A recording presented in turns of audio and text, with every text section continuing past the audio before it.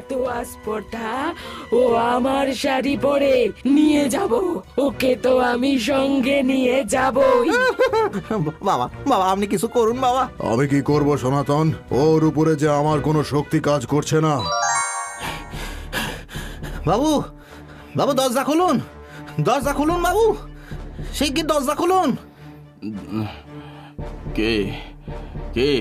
বাবু বাবু আমি সনাতন, সনাতন ডোম, পূব গায়ে আমার বাড়ি, দয়া করে দরজাটা খুলুন বাবু। তুই এত রাতে এখানে কি করছিস? সব বোনাস হয়ে গেছে বাবু, ঘোর বিপদ হয়ে গেছে, আমি এক মস্ত ভুল করে ফেলেছি বাবু, দয়া করে আপনি আমার বাড়ি চলুন। আরে কি মুশকিল তো, কি হয়েছে কি খুলে বলবি তো?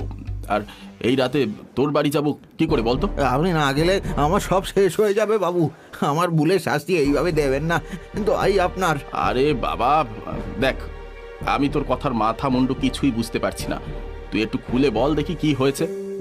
বাবু আপনার মনে আছে তো সেদিন যখন আপনি গিন্নিমার দেহ নিয়ে শ্মশানে এইছিলেন? এইখানে কথা, এইখানে শুয়ে দিই গিন্নি মাকে। হ্যাঁ, এবারে শেষবারের মতো ওর কপালে সিঁদুরটা ছুঁয়ে দিই।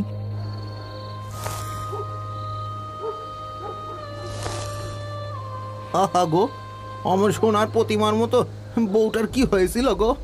আর বলো কেন, 2 দিনের জ্বরে মা জননী আমাদের সকলকে ছেড়ে চলে গেল গো, চলে গেল। বাবুকে যেন সামলে রাখা যাচ্ছিল না। আহা গো, সে তো হবেই, মা ঠাকুরের বয়স তো কম বলেই মনে হচ্ছে। রামু, শাড়িগুলো নিয়ে এসে এখানে রাখ দেখি, এগুলো তো ওর সাথে দিতে হবে।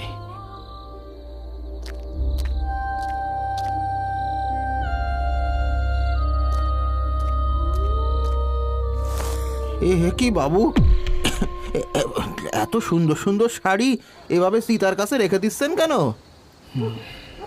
এসব শাড়ি আমার স্ত্রীর, শাড়ি ছিল ওর সব থেকে প্রিয়। শাড়ির প্রতি এতটাই দুর্বল ছিল যে মৃত্যুর আগে বলেছিল ওর সব শাড়ি যেন কখনো কাউকে না দিই, তাই ভাবলাম পুড়িয়েই দিই। আহা, ঠিক আছে বাবু, শাড়িগুলো এখানে থাক, মা ঠাকুরের দাও শেষ হলে তারপরে ওগুলোকে আলাদা করে পুড়িয়ে দেবো খন। বেশ, কিন্তু মনে করে ওগুলোকে আগুনে দিয়ে দিস যেন, ওগুলোর প্রাণ ছিল রে, ওগুলোর প্রাণ ছিল। ঠিক আছে বাবু, ঠিক আছে, আপনি আসুন আসুন, মুখাগ্নির সময় হয়ে গেল। সনাতনের ডাকে অবিনাশ এগিয়ে এসে সজল নয়নে চিরকালের মতো তার স্ত্রীকে বিদায় দিলেন। চোখের জলে তার সামনের সব কিছু যেন ঝাপসা হয়ে গেল। তখন রাত ফুরিয়ে এসেছে। চোখের জল মুছে অবিনাশ ঘাটের দিকে যাওয়ার আগে শাড়িগুলোকে সেখানেই পড়ে থাকতে দেখে সনাতনকে ডেকে বলল, কি হলো? তোকে যে বললাম শাড়িগুলোকে পুড়িয়ে দে, এখনো দিলি না? মাফ করবেন বাবু, চিতা সাজিয়ে দাহ কাজ করতে করতে দেরি হয়ে গেল, তাই খেয়ালই ছিল না। আপনি নিশ্চিন্ত হয়ে যান, চান ফান করে বাড়ি চলে যান, আমি এক্ষুনি আগুন জেলে পুড়িয়ে দিচ্ছি।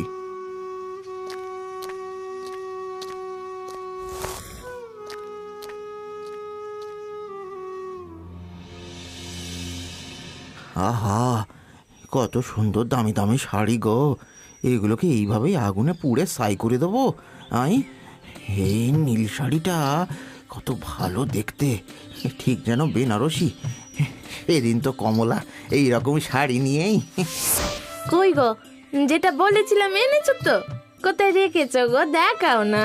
কি দেখাবো? আর কি বলেছিলে আনতে? এই তো চাল ডাল কালকেই নিয়ে এলাম।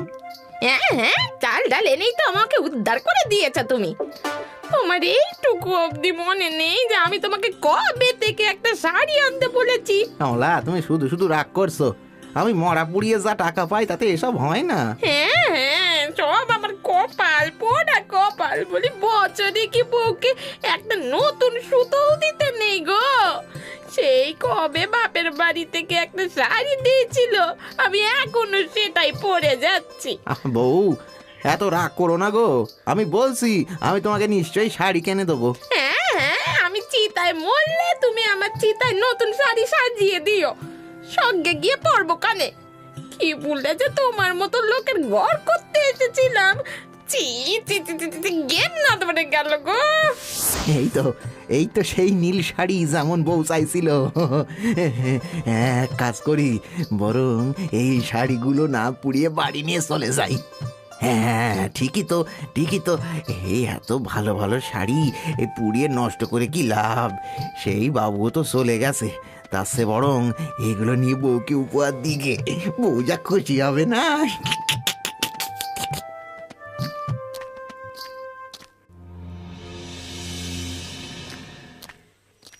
বউ, ও বউ, শুনতে পাচ্ছ? শিগগির এসে দেখো তোমার জন্য কি এনেছি। এমন ভাবে হাঁক ডাক করছো যেন না জানি কি হিরে মানিকে এনেছো। হিরে জহরত নয় বটে, কিন্তু তোমার জন্য তার থেকেও কম কিছু নয় গো যা আনিছি। দেখোই না। হ্যাঁ, এতগুলো শাড়ি? এই এতগুলো শাড়ি তুমি কোথায় পেলে? হ্যাঁ, কোথায় পেলে? পেলাম মানে, আমি এগুলো তো কিনে আনিছি। কোনোদিন তো তোমাকে কিছুই দিতে পারি না, তাই। এই এই এই এই, এগুলো তুমি মরার গা থেকে কুলে আনোনি তো? একদম মিথ্যে কথা বলবে না কিন্তু। কি মুশকিল, এতদিন বলতে শাড়ি দিই না, আর আজকে যখন তোমার জন্য কষ্ট করে টাকা জমিয়ে শাড়ি কিনে আনলাম, তখন তুমি আমাকে কথা শোনাচ্ছ। বেশ, তোমার চাই না তো? আহা, আমি কি বলেছি যে আমার চাই না? আসলে কোনোদিন কিছু দাওনি তো, তাই একটু সন্দেহ। ও কিছু না, এই শাড়িগুলো কি সুন্দর গো। আহা, যেমন রং তেমন নকশা। অনেক দাম নিশ্চয়। ওসব ভেবে তোমার কোনো কাজ নেই বউ, তুমি খুশি তো? বেশ, তাহলেই হবে। খুশি মানে? ভীষণ খুশি। এই দাঁড়াও, আমি আসছি।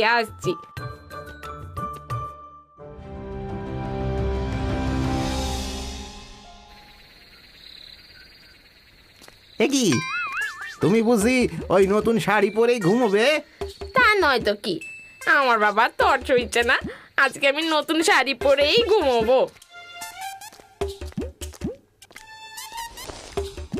সনাতন আর কমলা দুজনেই ঘুমিয়ে পড়ল।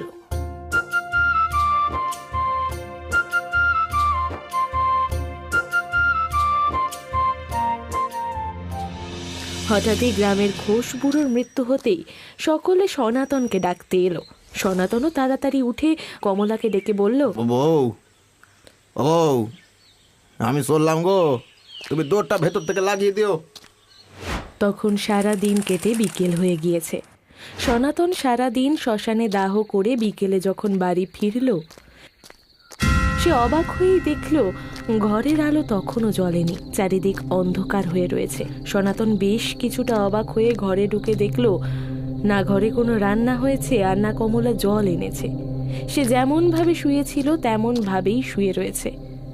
ও বউ, বউ গো, ও বউ, এ তোমার কি হয়েছে? আই, সেইভাবে শুয়ে রয়েছো, রান্না অবধি করো না? বলি, শরীর টরীর খারাপ করলো নাকি? হ্যাঁ, ও বউ, কি হলো বউ? কথা কইছো না কেন? কি হয়েছেটা কি? ও বউ,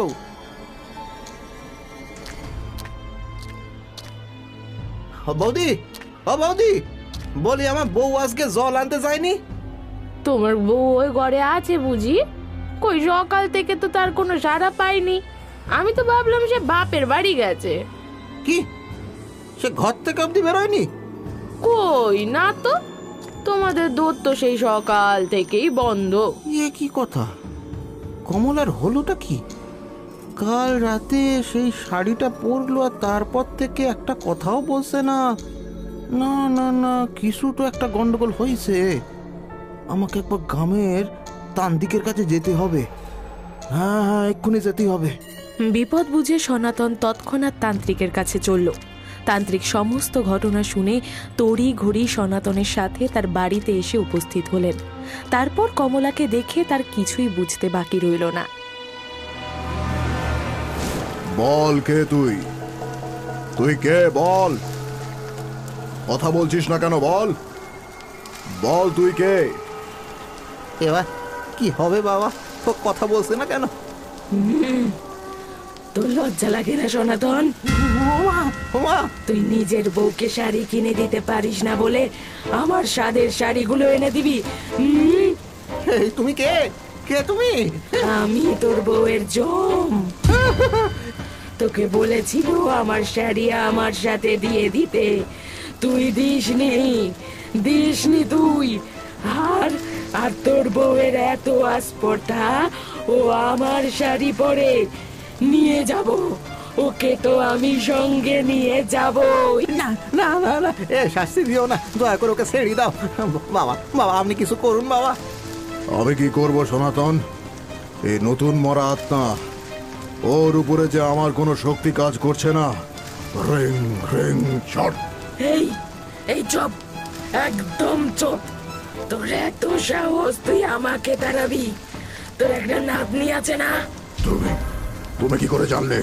আমি সব জানি, আর এটাও জানি যে এক্ষুনি তোর এই তন্ত্র মন্ত্র বন্ধ না করলে তোর নাতনির কথা আমি চিরকালের জন্য বন্ধ করে দেব। না না না না না না না, দোহাই দোহাই দোহাই তোমার, আমি কিচ্ছু করব না, সত্যি বলছি। হ্যাঁ, এ আপনি কি বলছেন বাবা? আমার কমলাকে তাহলে কিভাবে বাঁচাবো?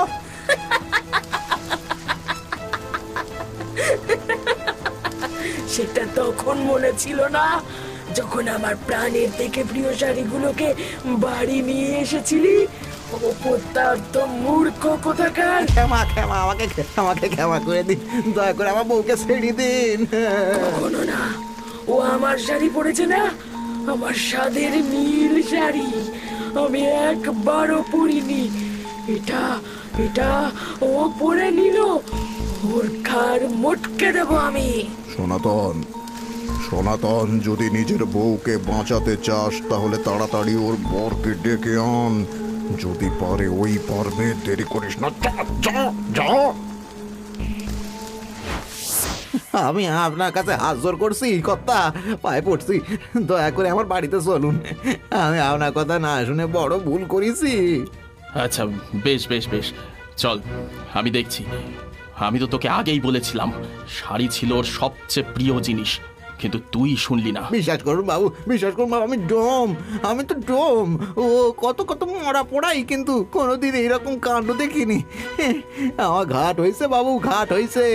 যদি আগে জানতাম এই ভুল করতুম না। ঠিক আছে ঠিক আছে, আগে চল গিয়ে দেখি।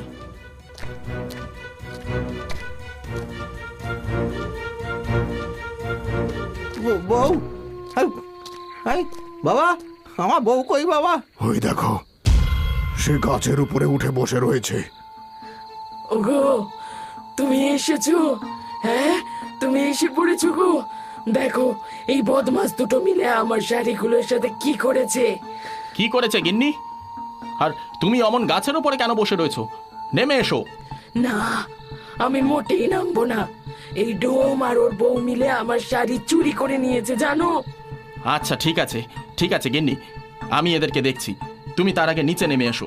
আসো। ইস, কেন নামবো আমি? ডোমের হ্যাংলা বউটা আমার নতুন শাড়িটা পরে নিয়েছে, ওকে এবার আমি সঙ্গে নিয়ে যাব। আহা গিন্নি, তুমি মিছেই রাগ করছো। ও তো একটা ডোম, কি বুঝতে কি করেছে। এমন করো না লক্ষ্মীটি, তুমি ওর বউকে ছেড়ে যেখান থেকে এসেছো সেখানে ফিরে যাও এবার। ইস, মোটেও যাব না। আমার আহ্লাদের শাড়িগুলোকে নিয়ে ছেলে খেলা আমি মোটেই বরদাস্ত করব না। গিন্নি, এটা তুমি কিন্তু অন্যায় করছো। ও তো বারবার ক্ষমা চেয়ে নিয়েছে, বেচারা না বুঝে ভুল করে ফেলেছে, তাই জন্য এমনটি করো না। আমার কথা শোনো, তুমি ওকে ছেড়ে দাও। বললাম তো যাব না। এই বউটাকে না নিয়ে আমি কোথাও যাব না, যাব না, যাব না, ব্যাস।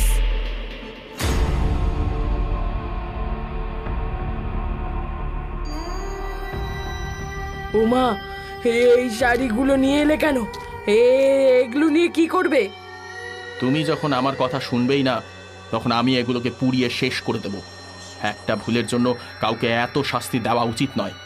না না না লক্ষ্মীটি, এমন করো না। এই শাড়িগুলো যে আমার বড় আশার, বড় আকাঙ্ক্ষার, ওগুলোকে পুড়িয়ে দিও না, পুড়িয়ে দিও না। বেশ বেশ, দেব না, কিন্তু তোমাকে নিজের জায়গায় ফিরে যেতে হবে, আর তাও ওর বউকে ছেড়ে দিয়ে। তুমি তো এখন আর এখানে নও গিন্নি। আমি চলে গেলে তুমি এগুলোকে পুড়িয়ে দেবে না তো? না, দেব না গিন্নি, কিন্তু তুমি আমার কথা রাখো। বেশ, আমি ডোমের বউয়ের শরীর ছেড়ে চলে যাচ্ছি, কিন্তু ওই শাড়িগুলোকে পুড়িয়ে দিও না গো।